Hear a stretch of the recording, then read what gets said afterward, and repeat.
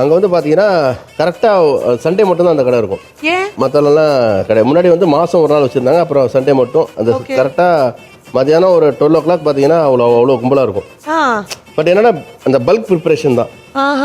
அப்போ எனக்கு தெரிஞ்சு என்ன ஒரு நாளைக்கு ஒரு 100 கிலோ ப்ரிப்பேர் பண்ணுவாங்களா அவங்க சண்டே மட்டும்? வாய்ப்பு இருக்கு.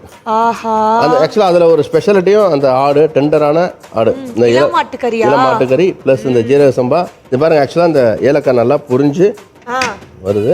நம்ம இந்த வெங்காயம் எத்தனை வெங்காயம்? பெரிய வெங்காயமா இது? ஆமாம், பெரிய வெங்காயம் தான். பெரிய வெங்காயம் சேர்த்துக்கிறோம். எத்தனை வெங்காயம் போட்டிருக்கோம்? தென் இதில் ஒரு 3 வெங்காயம் வரைக்கும் சேர்த்துருக்கோம். அரை கிலோக்கு. அப்புறம் பச்சை மிளகா முழுசா போடணும்ல நீங்க சொன்னீங்க. நடுவில் கீராம அப்படியே சேர்த்துக்கலாம். இன்னைக்கு நான் உங்க கிட்ட இருந்து பிரியாணி கத்துக்கிறேன். எனக்கு என்னைக்காச்சும் ஒரு நாள் தெரியாம வாழ்க்கையில கல்யாணம் ஆயிடுச்சுன்னா, அந்த தெரியாம ஏதோ அபூர்வமா ஆச்சரியத்துல கல்யாணம் ஆயிடுச்சுன்னா, இந்த பிரியாணியை சமைச்சு கொடுத்து என்னோட மாமனாரை கரெக்ட் பண்றேன் நானு. அப்படியா? அவ்வளவுதான். நீங்க அமைதியா இருந்தாலே போதுமா? ஒரு 5 நிமிஷம் அமைதியா இருக்கீங்கன்னு வச்சுக்கோங்க, ஆட்டோமேட்டிக்கா எல்லாம் நல்லா நடந்துடும். 5 நிமிஷம் அமைதியா இருக்கணுமா? இவ்வளவு பெரிய டாஸ்க்லாம் கொடுத்தீங்கன்னா அதுக்கப்புறம் ரொம்ப கஷ்டம். அதெல்லாம் நான் மாட்டேன், முடியாது. கஷ்டம் உங்களுக்கு இல்ல, அவங்களுக்கு. அவ்வளவுதான், நம்மள முடிச்சு விட்டீங்க போங்க. அவ்வளவுதான். இது நல்ல பிரவுன் ஆகணும். ஓகே, நல்ல பொன்னிறம். பொன்னிறம் அப்படிங்கறத விட எண்ணிறம், அதோட இன்னும் கொஞ்சம் நல்லா டார்க்கா பிரவுன் ஆகும். நல்லா பிரவுன் ஆற வரைக்கும் அந்த வெங்காயத்தை. எஸ், நல்லா பிரவுன் கலர்ல வெந்துருச்சா? ஆமா, வெந்துருச்சா? நல்லா நீங்க சொன்ன மாதிரி நல்லா வெந்துருச்சு. நல்லா வேக வச்சிருக்கீங்களே. என்ன அப்ரிஷியேட் பண்றியாமா? ஆமா, என்னதான் இருந்தாலும் நம்மளும் மனிதர்கள் தானே, பாராட்டு நமக்கு தேவைதானே. அடுத்தது இஞ்சி பூண்டு விழுது. வேலைக்கு பேச சேர்த்துட்டோம். 100 இஞ்சி 100 பூண்டு அந்த அளவுக்கு நம்ம சேர்த்துக்கணும். அந்த அளவுக்கு சேர்த்துக்கணுமா? இதுல வந்து நம்ம பாதி வந்து நம்ம மட்டன் வேக வைக்கிறப்ப சேர்த்துருக்கோம். இப்போ நீங்க டைரக்டா பண்றீங்க அப்படின்னா அப்படியே நம்ம 200 கிராம் அப்படியே நம்ம ஆட் பண்ணிக்கலாம். ஓகே. உங்களுக்கு ஜெனரலா வந்து இதுல நிறைய காரம் ஸ்பைசினா கிடையாது. இந்த ஜிஞ்சர் கார்லிக் பேஸ்ட் அப்புறம் இந்த பட்டை கிராம்பு அரைச்சது, அது வந்து ஒரு நல்ல ஃப்ளேவர், ஒரு டேஸ்ட் கொடுக்கும். கலக்கு என்று கலக்க வேண்டும். ஆமா, இந்த ஸ்டெப் போடுங்க ஷெஃப்.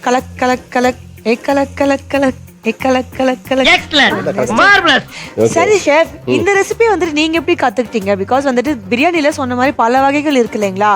இந்த வகையை வந்துட்டு நீங்க எப்படி கத்துக்கிட்டீங்க? எல்லாம் எவ்ரிதிங் லேர்னிங் தான். நான் ஆக்சுவலா ஒவ்வொரு சிக்னேச்சர் டிஷ்ஷை பொறுத்த வரைக்கும் நம்ம அந்தந்த ஊர்ல போய் நம்ம லைவா லேர்ன் பண்ணா அது பெட்டரா இருக்கும். அவங்க கிட்டே கத்துப்பீங்க போயிட்டு. ஆமா ஆமா. ஓ சூப்பர். இப்போ பாருங்க, அந்த பச்சை வாசனை போயிருச்சு.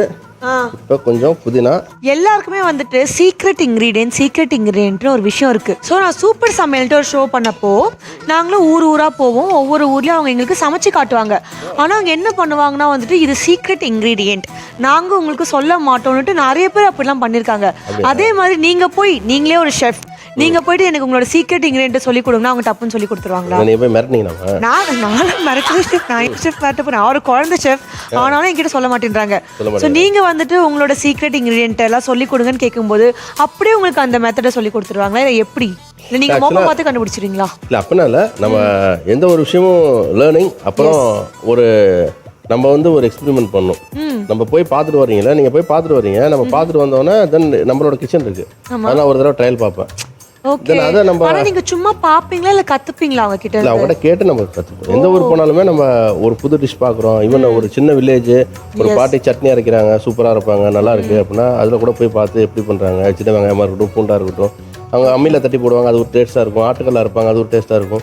So everything is experience and நம்மளோட இதில் வந்து ஒரு பெரிய அசட்டும் கூட. ஸோ அப்படி லேர்ன் பண்ண விஷயம் தான். பர்டிகுலராக இந்த பிரியாணி இதில் நம்ம தக்காளி எடுத்து ஆட் பண்ணிக்கலாம். தக்காளி ஆட் பண்ணிடுவோமா?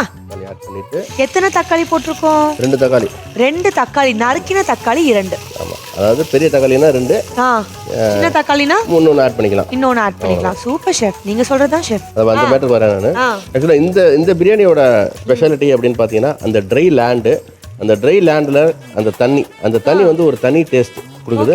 தென் அதே மாதிரி அந்த ஏரியாவில் இருக்கக்கூடிய ஆடு, நல்ல இந்த இளம் ஆடா, நல்ல டெண்டரான ஆடை சேர்த்து செய்கிறப்ப அது ஒரு தனி டேஸ்ட் கொடுக்கும். இன்னொன்று நம்ம பல்காக பண்ணுறப்ப ஆட்டோமேட்டிக்காக, அதாவது ஒரு லைக் இப்போ 10 கிலோனா நம்ம 15 கிலோ மட்டன் சேர்ப்பாங்க. ஸோ அதாவது 1.5 பங்கு வரைக்கும் இல்லை 2 பங்கு வரைக்கும் கூட சேர்ப்பாங்க. ஸோ நம்ம எவ்வளோ தூரம் அளவு சேர்க்க பார்த்தீங்கன்னா அந்த மட்டன் ஸ்டாக்கெல்லாம் இறங்கி அது ஒரு தனி டேஸ்ட் கொடுக்கும். ஸோ இந்த மாதிரி சின்ன சின்ன விஷயங்கள்லாம் வந்து உங்களுக்கு ஒரு நல்ல டேஸ்ட்டு ஃப்ளேவர் கொடுக்கறது. இன்னொன்று ரொம்ப முக்கியமான விஷயம் வந்து அந்த ஃபயர்வுட் குக்கிங், விறகடுப்புல பண்றது. சூப்பர்.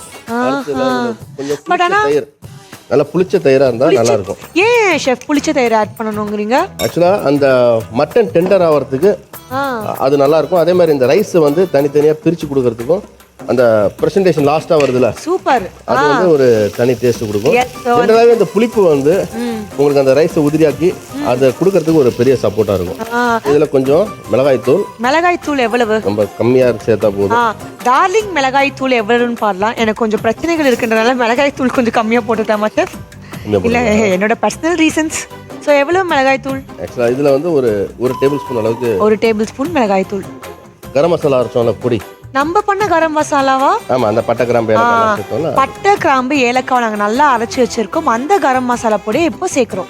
அடுத்ததா அடுத்து ஆரம்பிச்சாங்களே மட்டன் வேக வச்ச தண்ணி, மட்டன் ஸ்டாக்னு சொல்லுவோமே அதுவா? ஆமா, அதேதான். வாட் வாவ், என்ன ஒரு திறமையான பெண்ணா இருக்கேன் நானு.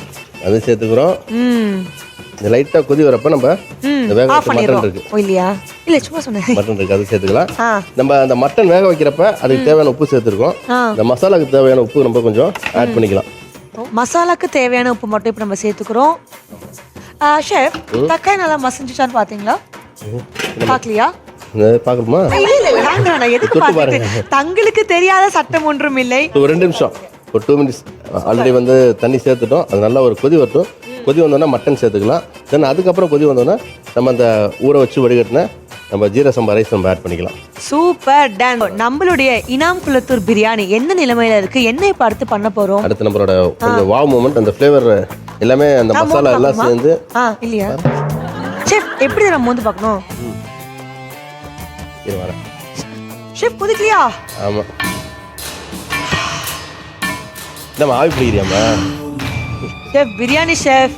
ஆமா, இப்போ நம்ம அந்த வேக வச்ச மட்டனை ஆட் பண்ணிக்கிறேன். அதாவது தண்ணி கொதிச்சோன்னா அந்த கொழுப்பையும் ஆட் பண்ணுங்க, அதுதான் நல்லதே. அதுதான் அந்த டேஸ்டே. அந்த மட்டன் கொழுப்பு சொன்ன ஷெஃப். நான் மூடி போட்டுறேன். அகைன் ஒரு 2 நிமிஷம் உங்களுக்கு மட்டன் சேர்ந்து அது ஒரு நல்ல ஒரு கொதி வரட்டும். தென் இதுக்கு ஒரு நல்ல காம்பினேஷன் வந்து பார்த்தீங்கன்னா தால்ச்சா சொல்லுவாங்க. மட்டன் தால்ச்சா. ஷெஃப், தால்ச்சா கேள்விப்பட்டிருக்கேன், ஆனா யாருக்குமே பண்ண தெரியாது. ஆக்சுவலாக அந்த பருப்பு, நம்ம துவரம்பருப்பு, கடலைப்பருப்பு எல்லாம் போட்டு தென் வெங்காயம் மாதிரி பருப்பு மாதிரி இருக்கும்ல, அது பருப்புல அப்படியே மட்டன் போட்ட மாதிரி இருக்கும். ஆமா, மட்டன் உங்களுக்கு மட்டன் எலும்பு சேர்ப்பாங்க, கொழுப்பு சேர்ப்பாங்க, தென் கொஞ்சம் இஞ்சி பூண்டு விழுது எல்லாம் போட்டு அந்த ஏரியாவில் வந்து சொக்கா கீரைன்னு சொல்லுவாங்க. கொஞ்சம் லைட்டா சொக்கா கீரையா? நான் சோக்கா கீரைன்னு சொன்ன மாதிரி இருந்துச்சு. சொக்கா கீரைங்கிறது உங்களுக்கு லைட்டா ஒரு வலுவலுப்பு இருக்கும், ஒரு புளிப்பு இருக்கும். அது ஒரு தனி டேஸ்ட். ஆக்சுவலா வந்து இந்த பிரியாணில உங்களுக்கு நல்ல ஸ்பைஸ் எல்லாமே இருக்கும். ஸோ சாப்பிட்றப்ப அதை அப்பிடேட் பண்ணுறதுக்கு அந்த தால்ச்சா சேர்க்குறப்ப அது மைல்டாக இருக்கும். ஸோ அது அலாங் வித் ரைத்தா, கொஞ்சம் தால்ச்சா, பிரியாணி. ஸோ நீங்கள் பிரியாணி வந்து நார்மலாக பிரியாணி மட்டும் சாப்பிட்றீங்க அப்படின்னா, ஒரு கப் சாப்பிட்றீங்க அப்படின்னா, இதோட சேர்ந்து சாப்பிட்றப்ப 2-3 கப் சாப்பிடலாம். அதுதான் அது அப்பப்போ லெவல் பண்ணிக்கிட்டே இருக்கும். Yes, okay. வெந்துருச்சா? அதுக்குள்ள கொதிக்குது. நம்ம ஆல்ரெடி வந்து வெந்த மட்டன் வந்து நம்ம ஆட் பண்ணியிருக்கோம். ஓகே. இப்போ நம்ம ஜீரக சம்பா அரிசி இதை நம்ம 2 அலசிட்டு ஒரு 20 நிமிஷம் ஊற வச்சு எடுத்துருக்கேன். All right. ஸோ இனாம் குளத்தூரோட மட்டன் பிரியாணியோட செய்முறை தான் பார்த்துக்கிட்டு இருக்கோம். எங்களோட ஷெஃப் கலக்கிறத பார்த்தீங்கன்னாலே உங்களுக்கே தெரியுங்க எவ்வளோ பிரம்மாண்டமாக வந்துட்டு தலைவர் பண்ணிட்டு இருக்காருன்னுட்டு.